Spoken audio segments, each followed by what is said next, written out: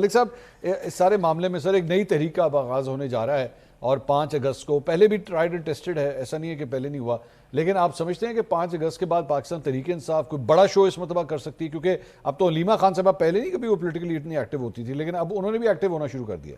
دیکھیں اگر ہم آج کے دن تک کی بات کریں، کل کا تو خدا بہتر جانتا ہے کیا ہوگا۔ تحریک انصاف اس پوزیشن میں نہیں ہے کہ وہ بڑا احتجاج کر سکے۔ اس کی بنیادی وجہ یہ دیکھیں ظفر رحمان صاحب کیوں تانے مار رہے ہیں کہ جی بڑا جلسہ کر لیں، اڈیالہ کے باہر بندے لے آتے تو حکومت جو ہے پھر غور کرتی ہے۔ حکومت اس لیے ان کو این او سی دینے سے یا ان کو جو ہے وہ تھوڑا سا ریلیکس کرنے سے جو ہے سمجھ لیں تھوڑا سا تکبر میں آئی ہوئی ہے کہ پاکستان تحریک انصاف کوئی بڑا احتجاجی پلان ترتیب نہیں دے سکی اور نہ ہی بڑی گیدرنگ تحریک انصاف کر سکی ہے۔ ہاں اچھے جلسے ہوئے ہیں، تو شفیع جان صاحب جو بات کر رہے ہیں جی کہ بڑے ہمارے کامیاب جلسے ہوئے ہیں، اور یہ شاید پاکستان تحریک انصاف کا مسئلہ بھی نہیں ہے۔ پاکستان کی پولیٹیکل پارٹیز اگر یہ کہیں کہ وہ ملین مارچ کر لیتی ہیں، 10 لاکھ لوگ لے کے آتی ہیں، تو میرے خیال میں یہ غلط بیانی ہوگی۔ ماضی میں بھی کوئی اتنے بڑے جلسے دعوے ضرور کیے جاتے رہے ہیں۔ یہ موچی دروازہ آپ نے اور ہم نے سب نے بڑا عرصہ تک رپورٹ کیا، موچی دروازے میں کھڑے ہو کے ہمارے لیڈرز کہا کرتے تھے تا حد نگاہ لاکھوں انسان اس وقت کھڑے ہیں، جس میں ٹوٹل 10-12 ہزار سے زیادہ لوگ ہی نہیں آ سکتے تھے۔ اب اسی طریقے سے جو بڑے بڑے جلسہ گاہ آپ نے دیکھے، وہ جلسہ گاہ جہاں پہ آپ 10,000 بندے بٹھاتے ہیں، کرسیاں لگاتے ہیں، اس کو آپ 10 لاکھ کا مجمع کہہ دیں، 10 لاکھ کا مجمع ہو نہیں سکتا۔ اب یہ وجہ ہے کہ حکومت ریلیکس ہے، حکومت سمجھتے ٹھیک ہے جی انہوں نے کیا کر لینا ہے، کتنا بڑا جلسہ کر لیں گے۔ یہ بات درست ہے کہ اگر کوئی سیاسی جماعت 8-10 لاکھ 15 لاکھ کا مجمع کرنے میں کامیاب ہو جائے، حکومت دباؤ کا شکار ہوتی ہے، لیکن تحریک انصاف جتنے آج تک احتجاجی پروگرام بنا چکی ہے اس میں اس حد تک کامیاب نہیں ہو سکی۔ دوسری بات دیکھیں، اگر تحریک انصاف اگر کامیاب ہوتی ایجیٹیشن کی سیاست میں، تو تحریک انصاف مولانا فضل الرحمان صاحب کے پاس ماضی میں جا کے ان سے درخواست کرتی آئیے ہمارے ساتھ مل جائیے۔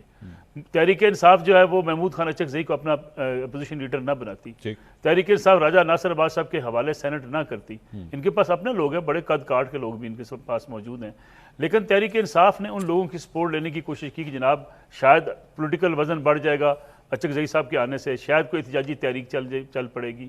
پھر آپ مولانا فضل الرحمان آپ کو یاد ہوگا جس وقت زمانے میں یہ کہا جاتا تھا کہ مولانا کے پاس اسٹریٹ پاور ہے، اگر وہ آگے تو جناب پھر ہم حکومت کیسی تیسی کر دیں گے۔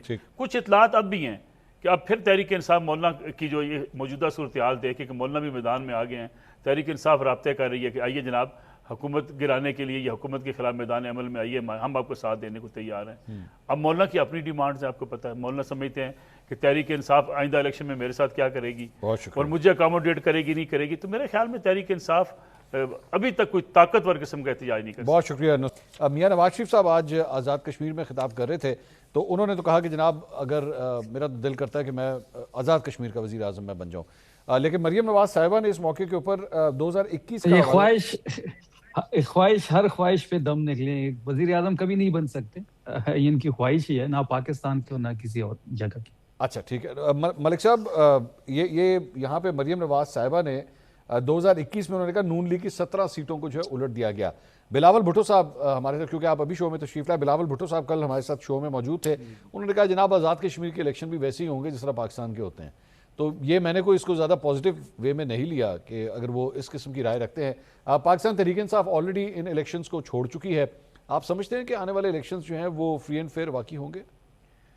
دیکھیں یہ کہنا تو بڑا مشکل ہے کہ الیکشن کے اوپر کسی کے اعتراضات نہیں ہوں گے۔ جب ایک بڑی جماعت پاکستان تحریک انصاف میدان سے نکل گئی، اس کا مطلب یہ کہ الیکشن پروسیس کے اوپر وہ اعتراض کر رہے ہیں اور الیکشن پروسیس کی شفافیت کے اوپر بھی سوالات اٹھائے جا رہے ہیں۔ اور پھر پاکستان پیپلز پارٹی بھی گلہ شکوہ کر رہی ہے کہ جناب الیکشن کے بارے میں ان کے خدشات ہیں۔ مسلم لیگ نواز ہارے گی، وہ اپنے خدشات کا اظہار کر دے گی کیونکہ پیپلز پارٹی نے پہلے سے ماحول بنایا ہوا تھا۔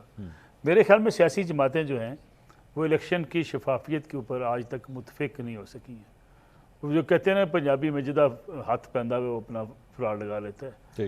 گلگت بلتستان کے اندر کیا ہوا؟ یہ ہوا کہ جناب ایک جماعت تھی جس کے تو کوئی ایک بندہ بھی نہیں جیتا تھا، وہ بھی اپنی جو ہے وہ نشستیں لے کر چلے گئے، آزاد امیدواران کو ساتھ ملا لیا۔ یہ میرے خیال میں سب ذمہ دار ہیں اس میں کوئی ایک فرد ذمہ دار نہیں ہے۔ یہ کہنا کہ پاکستان تحریک انصاف نے ماضی میں کبھی موقع سے فائدہ نہیں اٹھایا، وہ بھی اٹھا لیتے ہیں۔ آج اگر پیپلز پارٹی کا موقع لیکن ان کی جو مخالف جماعتیں تھیں انہوں نے کبھی بائیکاٹ نہیں کیا تھا۔ میرے خیال میں یہ پی ٹی آئی کی سیاسی غلطی، میں نے ہمیشہ ماضی میں بھی کہتا رہا ہوں کہ پی ٹی آئی کی سیاسی غلطی یہ ہے کہ وہ پولیٹیکل نظام سے نکل جاتی ہے۔ آپ کے ہاں سیاست میں مداخلت ہے، اس میں کوئی دوسری رائے نہیں ہے، اس کے بینیفیشری بھی یہ سارے ہیں، یا تو یہ ہو کہ کوئی بینیفیشری نہ ہو۔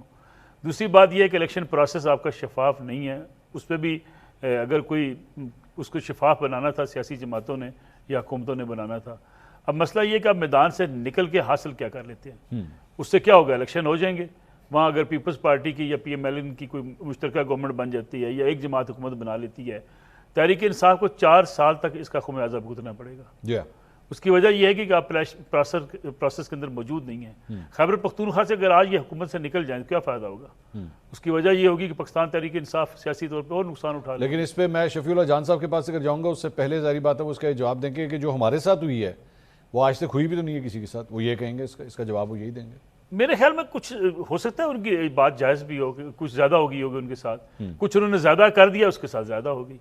بھئی آپ زیادہ نہ کرتے تو آپ کے ساتھ زیادہ نہ ہوتی۔ ٹھیک، مسئلہ یہ ہے کہ یہ تو سول ملٹری ڈائلاگ سیاسی جماعتوں نے کرنا تھا، اگر کہیں مداخلت کو روکنا تھا تو سیاسی جماعتوں نے روکنا تھا، لیکن سیاسی جماعتیں ہر وقت اسٹیبلشمنٹ کے ساتھ اپنی ایک پیج پر آنے کے لیے کوشاں رہتی ہیں۔ آج ہم کہتے ہیں موجودہ مسلم لیگ نواز کی حکومت ایک پیج پر ہے، کیا بلاول بھٹو زرداری صاحب اس پیج کے اوپر موجود نہیں ہیں؟ تقاریر بے شک وہ جو مرضی کرتے رہیں، للکارتے رہیں، اس لیے کہ سیاسی میدان میں تو للکارنا ہی ہوتا ہے۔ اسی طریقے سے ماضی میں کیا پاکستان تحریک انصاف جب حکومت میں تھی ایک پیج کے اوپر نہیں تھی؟ اس وقت گلا شکوہ تھا پی ایم ایل این کو اور پیپلز پارٹی کو کہ جناب اس پیج سے ان کو ہٹائیں ہماری جگہ بنائیں، تو آج یہ کہتے ہیں ان کو ہٹائیں ہماری جگہ بنائیں۔ تو یہ سرکل ایسے ہی چلتے جا رہا ہے، یا تو اس میں کوئی نکلنے کی کوئی کوشش کرے۔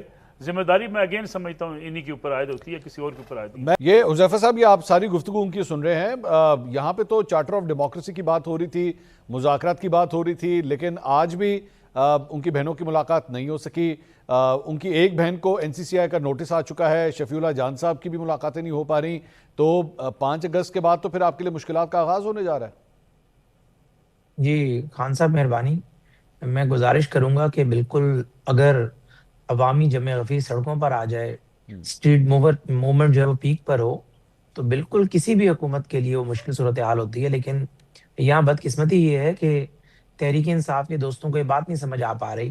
ایک شو میں بھی میں اور شفیع صاحب اکٹھے تھے، وہاں میں ان کی بات یہی سمجھا تھا، لیکن منیب فاروق صاحب نے جو مجھے بتایا کہ بالکل تحریک انصاف کو یہ باور ہے کہ ووٹر تو ان کے ساتھ کھڑا ہوا ہے یا سپورٹر، لیکن عام عوام جو ہے وہ خود سے نکلتی ہے، وہ نہیں نکل پا رہی۔ تو میں نے کہا اس کا مطلب یہ ہے کہ میری بات کو آپ انڈورس کر رہے ہیں کہ اسٹریٹ موومنٹ اور اسٹریٹ پاور کی جو بات کی جاتی ہے وہ اس تحریک انصاف کے ساتھ نہیں ہے، اور اگر اسٹریٹ پاور آپ کے پاس ہو تو پھر آپ کرفیو بھی توڑ دیتے ہیں، آپ این او سی کی بھی آپ کو ضرورت نہیں رہتی، کیونکہ میں سمجھتا ہوں عوامی جمع غفیر جو ہے وہ سب سے بڑا این او سی ہوتا ہے۔ تو گزارش یہ ہے کہ تحریک انصاف اگر 5 اگست کو لاکھوں لوگ جو ہے وہ اکٹھا کر سکتی ہے، اور اگر پنجاب کے 40 ضلع ہیں، 20 ضلع سے 10,000 بندہ بھی آئے تو 4 لاکھ بنتے ہیں۔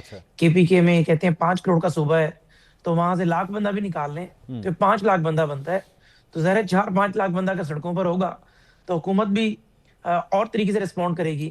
اگر یہ 1000 بندہ اڈیالہ کے باہر امت مسلمہ کے سب سے مقبول ترین لیڈر کے دیدار کی خاطر اکٹھا نہیں کر سکتے، تو پھر میرے خیال سے تحریک انصاف کو سمجھ جانا چاہیے کہ ہم اپنے الیکٹورل ووٹ کو جو ہے وہ اسٹریٹ پاور میں یا ماسز کے احتجاج میں کنورٹ نہیں کر پا رہے، اور بات چیت ہمیں اسی حکومت کے ساتھ کرنی ہے، اسی پارلیمنٹ میں بیٹھ کر کرنی ہے۔ انہوں نے پہلے 9 مئی خیر ہو گیا، اس کے بعد 26 نومبر آیا، اس کے درمیان بھی انہوں نے 2 یا 3 مرتبہ اسلام آباد میں چڑھائی کی کال دی، لیکن کے پی کے میں جہاں ان کی حکومت ہے یہ وہاں لاکھ بندہ کبھی اکٹھا نہیں کر سکے۔